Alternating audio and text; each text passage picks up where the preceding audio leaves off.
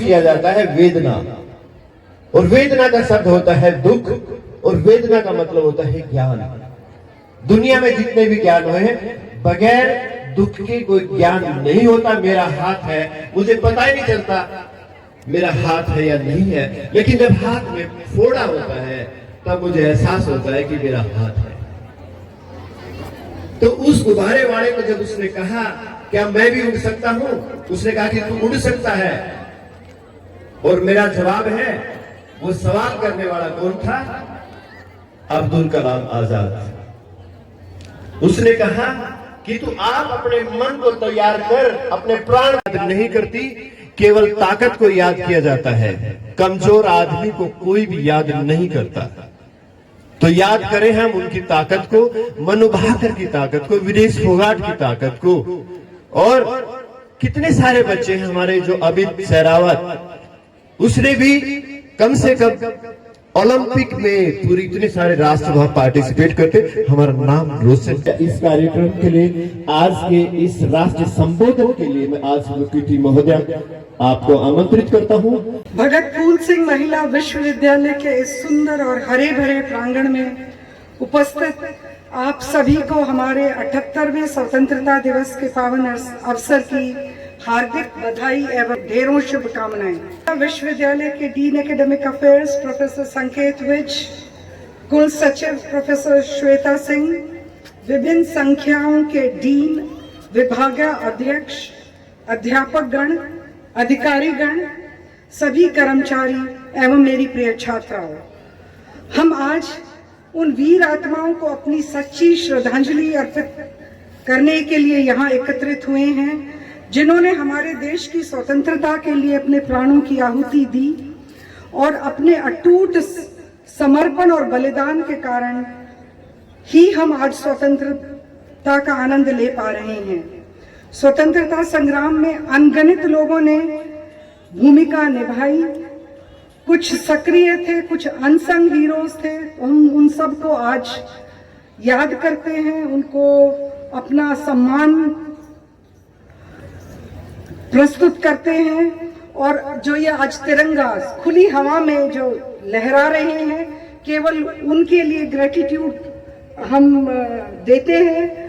और अनेकों लोगों ने प्रत्यक्ष और अप्रत्यक्ष रूप से आजादी में जो अपनी भूमिका निभाई, उसको हम नमन कर रहे हैं। और ये देखा गया है कि महिलाओं ने भी कंधे से कंधा मिलाकर, मातृशक्ति ने जो है स्वतंत्रता की जो लौ थी उसमें अपनी महत्वपूर्ण योगदान दिया।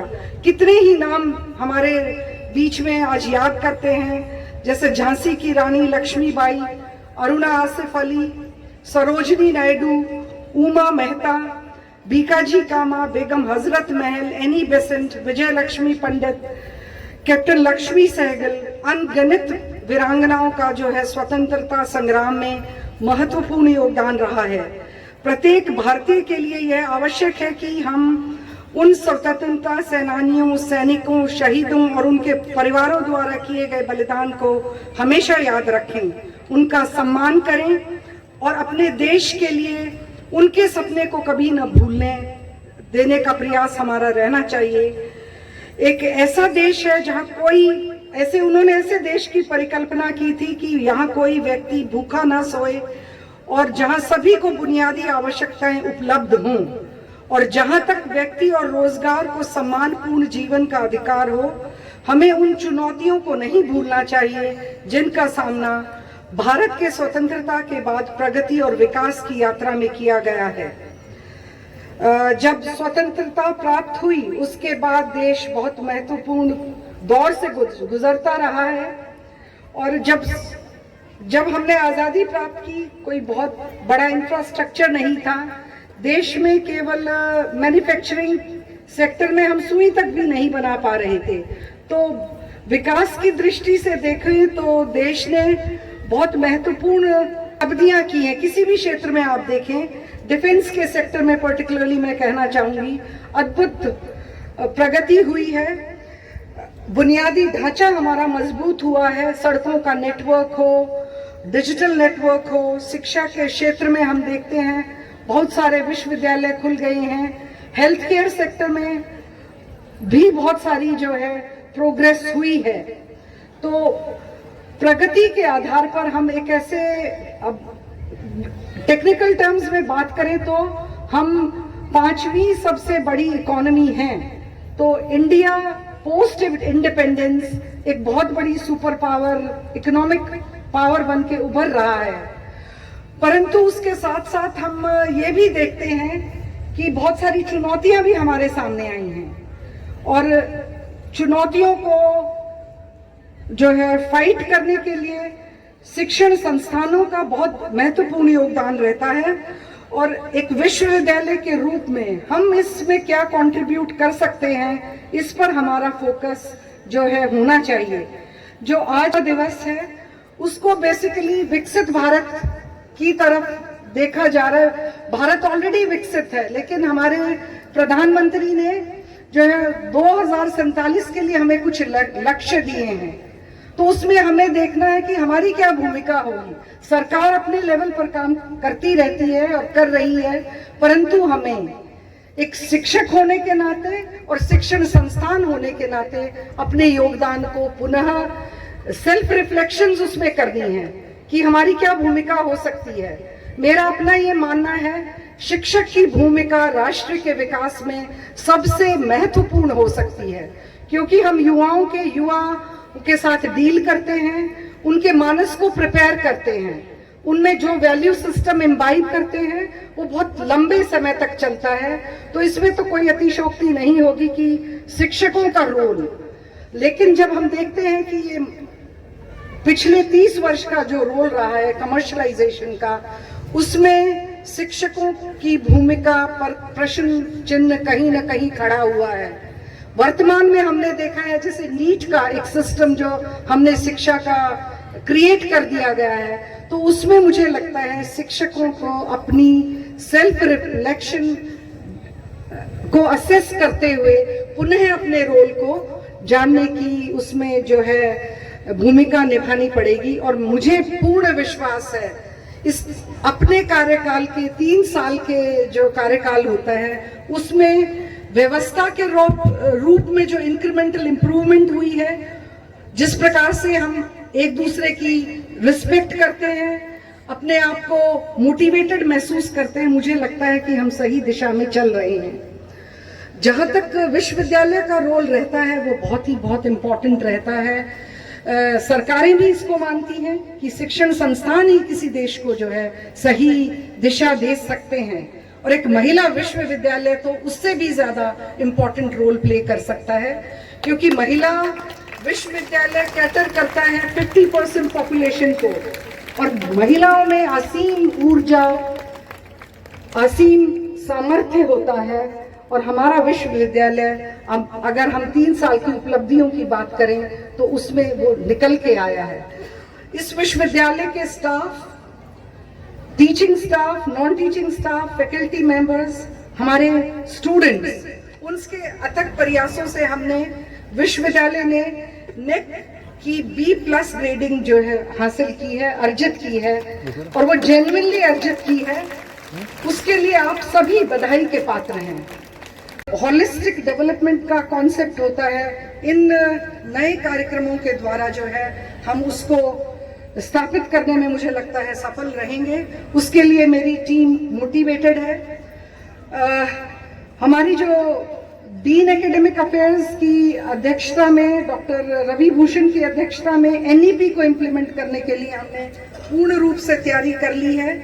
सभी जो कोर्सेज थे टेक्निकली हम लोगों ने जो है उनको 3 वर्ष से लेकर 4 वर्ष के integrated, multidisciplinary, interdisciplinary with ability enhancement courses, value added courses, वो सब कागजों पे उतार लिए हैं। सब व्यक्ति, कल मैं पढ़ रही थी, महावीर फोगाट एक गांव में 3 वर्ष में इंटरनेशनल लेवल पर रिजल्ट दे सकते हैं, तो हमारे पास तो बच्चे यहाँ 20-21 साल पढ़ते हैं, KG से PhD तक।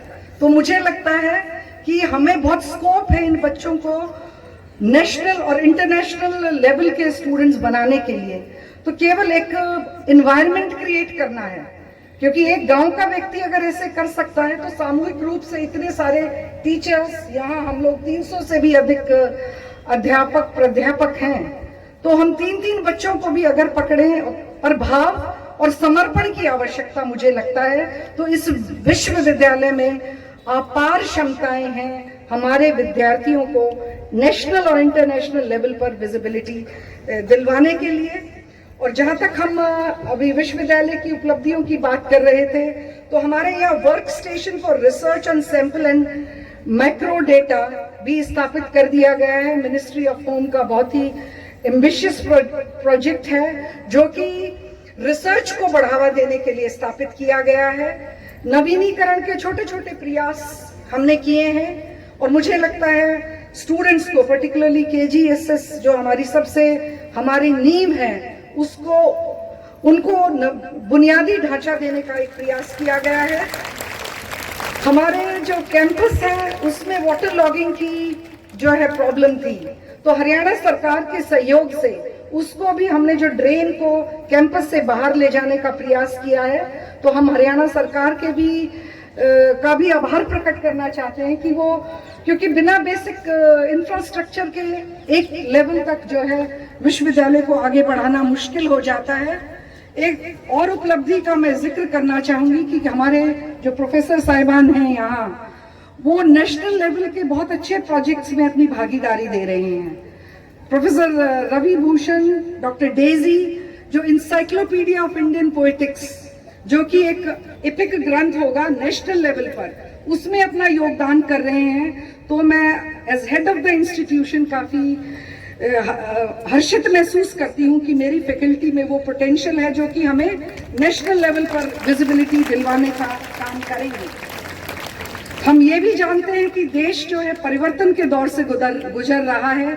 हम विकसित भारत की बात कर रहे हैं। 2047 तक भारत को विकसित राष्ट्र बनना है। तो विकसित राष्ट्र बनने के लिए कुछ लक्ष्य हमारे सामने रखे गए हैं, जिनमें हम प्रत्येक व्यक्ति जो इस संस्था का, भगत फूल सिंह की तपोस्थली का हिस्सा है, किसी भी कैपेसिटी में, चाहे वो हमारे विद्यार्थी हैं, छात्र छात्राएं हैं, कर्मचारी हैं, फैकल्टी हैं और इवन उनके पेरेंट्स हैं, उन सबको हमें कम्युनिटी का मॉडल डेवलप करके अपना योगदान हमें जो है बढ़ चढ़कर उसमें हिस्सा लेना है। और उसके लिए बहुत जरूरी है कि हम अपने बच्चों में कौशल, हुनर पैदा करें। यहाँ बहुत हुनर है। कुछ टीचिंग स्टाफ जो है हमारा पुराना गुरुकुल के समय का, महावीर जी एक मिले हमारे कर्मचारी जो पुराने जुड़े हुए थे, उनमें बहुत हुनर है।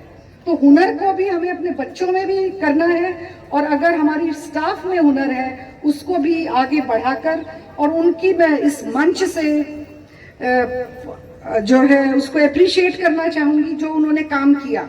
वेस्ट मटेरियल जो हमारी यूनिवर्सिटी में पड़ा, बहुत कम लागत से उसको ट्रांसफॉर्म किया।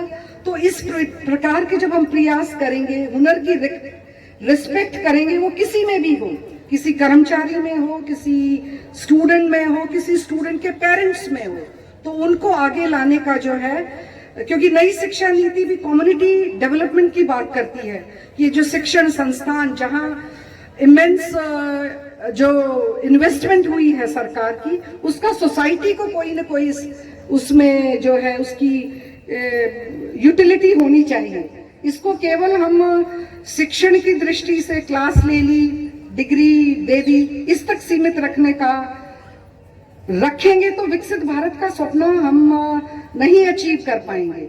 उसके लिए इस इंफ्रास्ट्रक्चर का ऑप्टिमम यूटिलाइजेशन करने का भी हमें संकल्प करना होगा, क्योंकि इतने बड़े भवन वो 24/7 यूटिलाइज होने चाहिए। जो एक कॉन्सेप्ट था स्लीपिंग कैंपसेस का, उससे हमें ओवरकम करना है, तभी हम विकसित भारत का सपना जो है अचीव कर पाएंगे। और जहां तक बात है कि हम बात करते हैं टेक्नोलॉजी को भी अडॉप्ट करना पड़ेगा शिक्षा के साथ, और जो है कैंपसेस को एम्प्लॉयमेंट जनरेटिंग, जॉब्स नहीं, एम्प्लॉयमेंट, उद्यमिता को बढ़ावा देना है कि लोग, उनको ऐसे सक्षम हमें करना है कि वो अपने जॉब्स की बात ना करें, उद्यमी भी बने। जॉब सीकर्स ना होकर जॉब प्रोवाइडर्स बने, और भ्रष्टाचार को चाहे जिस एरिया में हम काम करते हैं उसको जड़ से मिटाना होगा, तभी हम विकसित भारत की कल्पना कर सकते हैं। और भ्रष्टाचार के बहुत सारे रूप हैं।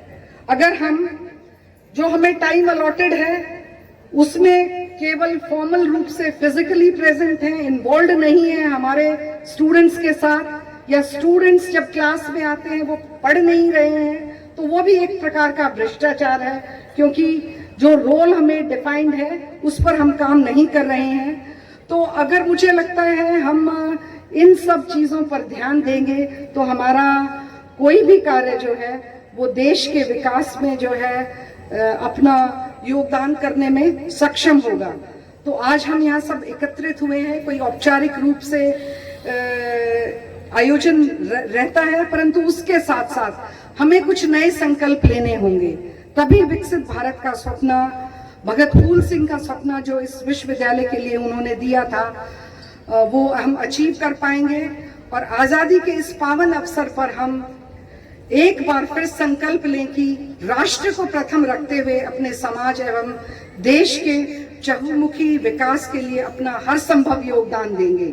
इन्हीं शब्दों के साथ जय हिंद, जय भारत।